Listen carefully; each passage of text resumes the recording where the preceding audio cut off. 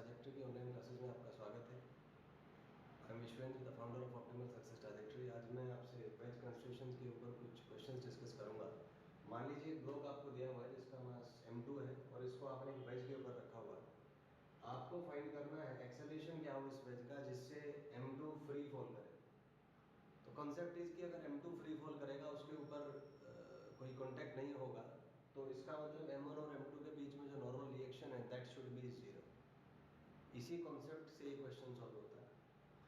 तो m2 अगर fall free करेगा तो नॉर्मल रिएक्शन जीरो है। हमने फोर्सेस इस पे ड्रॉ कर लिए। इसका वेट m2 थीटा एंगल पे होगा तो इसके कंपोनेंट्स हमने कर लिए m2g cos theta m2g sin theta. Similarly जो क्योंकि ये लेफ्ट में मूव कर रहा है तो शूडो फोर्स राइट में लगेगा तो m2a राइट आएगा तो ये कंपोनेंट m2a cos थीटा, ये वाला कंपोनेंट m2a sin थीटा। तो अगर मैं फोर्सेस को x एक्सिस और y एक्सिस के अलोंग रिजॉल्व करूं तो along y axis I can say that n plus m2a sin theta minus m2g cos theta is m2 into a21। a21 zero होगा because of surface concentration, तो यहाँ से ये zero हो गया।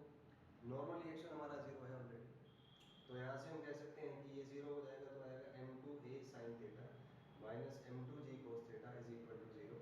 m2 कैंसिल हो जाएंगे तो ये आ जाएगा a sin theta is equal to g cos theta. sin theta इधर ले लेंगे तो a आ जाएगा आपका g cos theta by sin theta which is cos theta.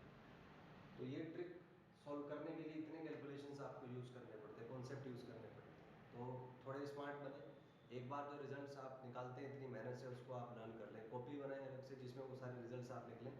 तो इससे आपका बहुत टाइम सेव होता है और आपका कॉन्फिडेंस बूस्टअप होता है। तो मान लीजिए कोई क्वेश्चन आपको डायरेक्टली जिसमें ट्रिक्स आपको याद है आप यूज़ कर पाते हैं उसको समय पढ़ने में, तो बहुत समय आपका बचता है।